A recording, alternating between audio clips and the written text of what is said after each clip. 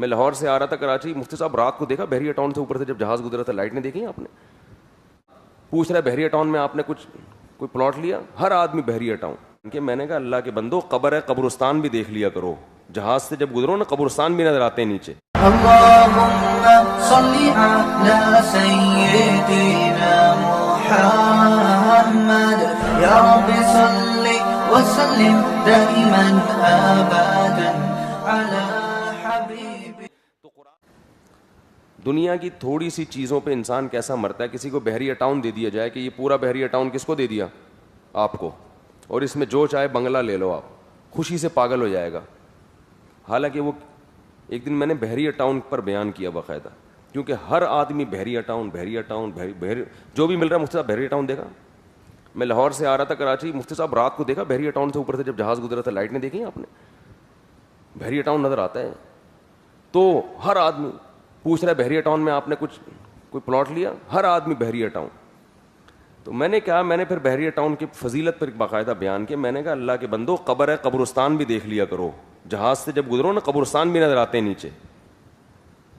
موت ایسی چیز ہے جو آپ کی تمام لذتوں کو، میں نے کہا جو بحریہ ٹاؤن کا مالک ہے نا، جو بیچ رہا ہے، کیا نام ہے ان کا محترم کا؟ ملک ریاض. تو وہ جو تھے نا ملک ریاض، میں نے کہا بھائی تھوڑے دنوں میں اس کا بھی جنازہ اٹھے گا. معذرت کے ساتھ ملک ریاض صاحب اگر کہ میری بات سن رہے ہوں تو سب کا اٹھے گا جنازہ. جو بحریہ ٹاؤن کا مالک ہے وہ بھی جنازے کی چارپائی پہ لیٹا ہوا ہوگا، اور مٹی میں لے جا کے اس پہ بھی منو ٹنو مٹی ڈال کے لوگ ہاتھ جھاڑ کے، ایسے ہاتھ جھاڑ کے چلو بھائی ختم. تو جنازے اٹھ رہے ہیں. زمینوں سے دل لگانا، مکان سے دل لگانا، دیواروں سے دل لگانا دنیا کی سب سے بڑی بے وقوفی ہے. نبی صلی اللہ علیہ وسلم نے فرمایا، انسان کہتا ہے میرا مال میرا مال، جو کھا کے ختم کر دیا، پہن کے پرانا کر دیا، بس ختم، اور کچھ نہیں ہے، باقی سارا وارثوں کا مال ہے. ابھی تھوڑے دن تمہارے پاس، پھر کل کوئی اور لے گا، پھر پرسوں کوئی اور لے گا. اسی وجہ سے رسول اللہ صلی اللہ علیہ وسلم نے فرمایا، اب میں یہ حدیث سناؤں گا، بات لمبی ہو جائے گی، خلاصہ رہ جائے گا. پچھلے انبیاء اپنی قوم کو کیا سمجھایا کرتے تھے؟ وَتَتَّخِذُونَ مَصَانِعَ لَعَلَّكُمْ تَخْلُدُونَ، تم گھر ایسے بناتے ہو جیسے تم نے ہمیشہ رہنا ہے اس میں. حالانکہ اپنے پیسوں سے حلال سے گھر بنا رہے ہیں، مگر انبیاء ان کو تنبیہ کر رہے ہیں کہ گھر پہ اتنا سریہ کیوں ڈال رہے ہو بھائی؟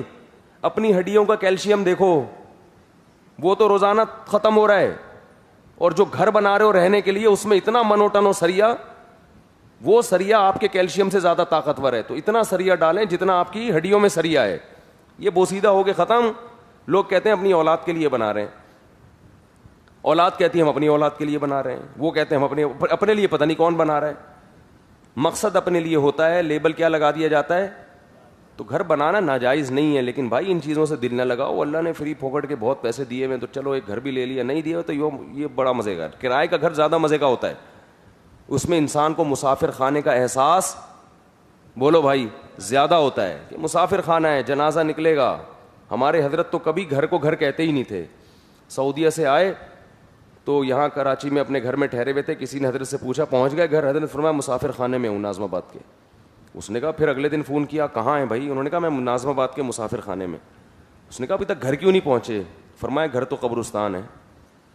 یہ کیا ہے؟ تو مسافر خانہ ہے، تھوڑے دن میں اڑ جائیں گے یہاں سے.